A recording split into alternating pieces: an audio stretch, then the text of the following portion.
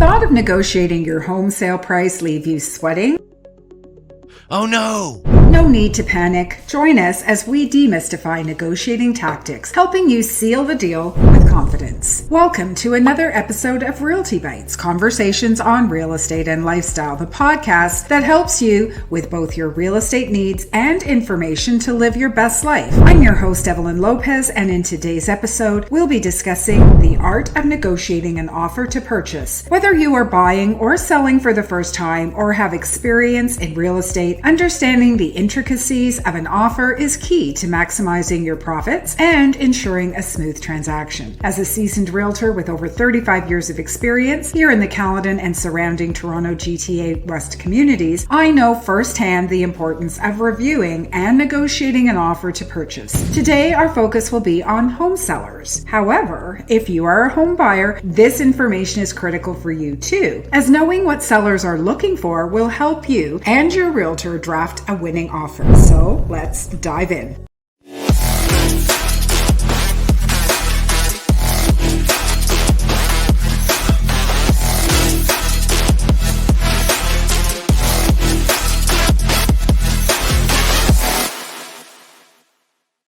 First step in reviewing an offer on your home is to thoroughly read through and understand the entire offer to purchase document and the additional accompanying documents, such as the confirmation of representation, which informs each party to the transaction about who is representing whom in the offer to purchase. I would suggest that you read the entire list of documents first for an overall understanding, and then go through it again with your realtor and unpack each document and the related wording. In terms of the actual offer or agreement to purchase, there are 7 key areas that you should review. Let's take a closer look at each of these elements. Offer price. The most obvious and crucial aspect of any offer is the price. Take the time to evaluate whether the offer price aligns with the current market conditions and the value of your property. Consider the property's features, condition, and location, and how it compares to recent sales of similar homes in your neighborhood, and then consult with your realtor to get their expert opinion. Keep in mind that although price is important, the value of the offer is not just about price. It's also about the terms of the offer. Now, what do I mean by this? Someone may offer you an amazing price. Let's call it $1 million, but the terms of the offer include your beloved pet dog, Rover. The offer may not be so tempting after all. An offer is about the terms of the offer. Would you take an offer for $5 million on your home? Sounds great, but then looking deeper, you find out that the payments are in the form of $1,000 a month. The next thing we want to look at is inclusions. Pay attention to any inclusions mentioned in the offer. These are the chattels and fixtures asked to be included in the agreement. A chattel is a movable object such as a stove that's plugged into the wall or breakfast bar stool. It's considered personal property like your dog Rover. A fixture, on the other hand, is something that is permanently fixed to the property, such as a built-in stove, a furnace, or light fixtures. Ensure that the items listed as the inclusions, whether chattels or fixtures, align with your intentions and that you're comfortable with what is being included or excluded from the sale. Another element of the offer is the deposit, which is a significant indicator of a buyer's commitment. A higher deposit demonstrates their seriousness and financial capability. Consider whether the deposit amount is reasonable and whether it provides you with some assurance of the buyer's intent to proceed with the purchase. Closing date is a target date for completing the sale. Many will align this date to the moving in or moving out date. Assess whether the proposed closing date works well with your schedule and any potential time constraints you may have. It's essential to ensure that you have enough time to arrange your next housing situation without feeling rushed. If the dates do not match in terms of the sale date of your home and the move-in date of your next home, you will likely incur additional costs in the forms of bridge financing or cost to secure temporary housing. So take this into consideration when negotiating on the closing date. Again, working with an experienced realtor can greatly assist you in analyzing the offer and assessing its strengths and its weaknesses. A seasoned realtor will also have a deep understanding of the current market conditions in terms of your general location and, more importantly, your specific neighborhood. In analyzing market conditions, your realtor will also take into consideration the type and price point of the property. For example, entry-level, lower-priced homes may be moving faster than high-end luxury homes in the area. In addition, your realtor can provide you with information in terms of the type of market conditions that are currently prevailing. Is it a buyer's market, a seller's market, a balanced market? These valuable insights will help to determine whether the offer aligns with the prevailing market trends, helping you make an informed decision. Contingencies are conditions within the offer that must be met within a specific time period